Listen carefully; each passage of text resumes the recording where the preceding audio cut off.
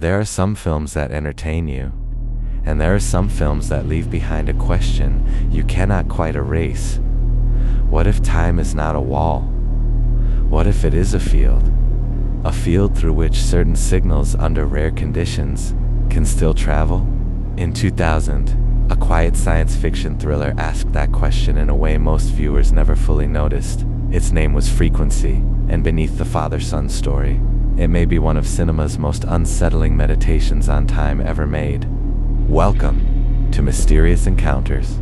This afternoon we decode Frequency not as a movie about a radio, but as a film about what happens when linear time stops obeying the rules.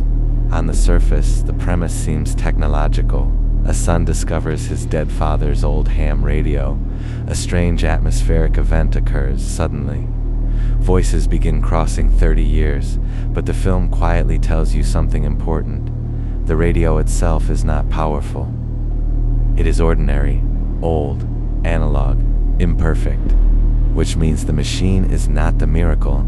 The tuning is. This matters, because frequency is not about hardware.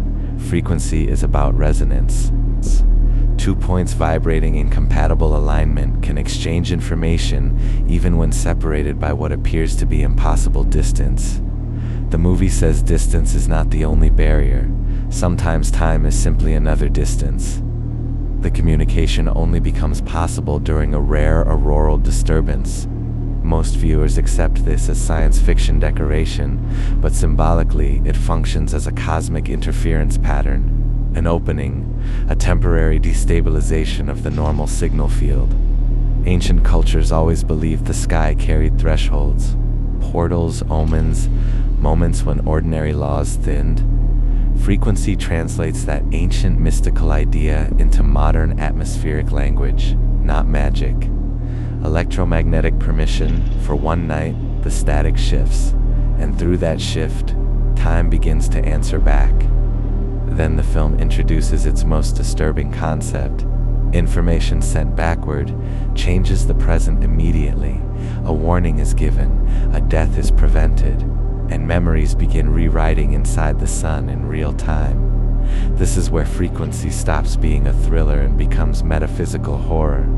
Because it proposes something terrifying, the past may not be sealed.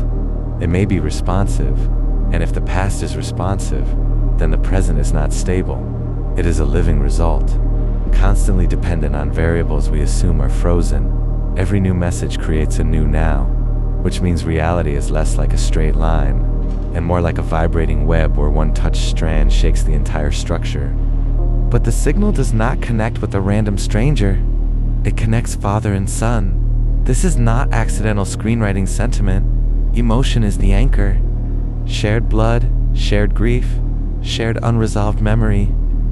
The strongest transmission in the film is not electrical, it is relational, as though the story is quietly suggesting that certain human bonds generate signatures powerful enough to survive chronological separation. In other words, love becomes a tracking beacon through time. Not romantic love, imprinted connection, the kind that refuses to decay. Without that anchor, the signal is noise. With it, the impossible finds direction. As they begin altering events, the timeline becomes unstable.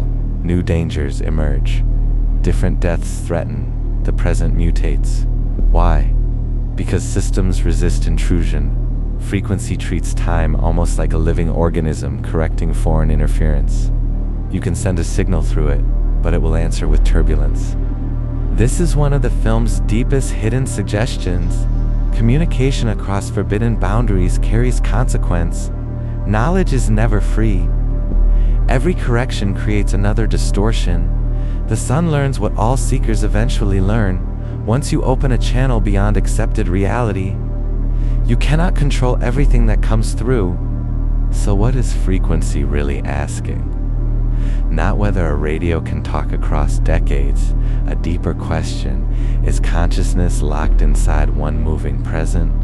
Or are there moments when alignment, emotion, and signal can bend chronology itself?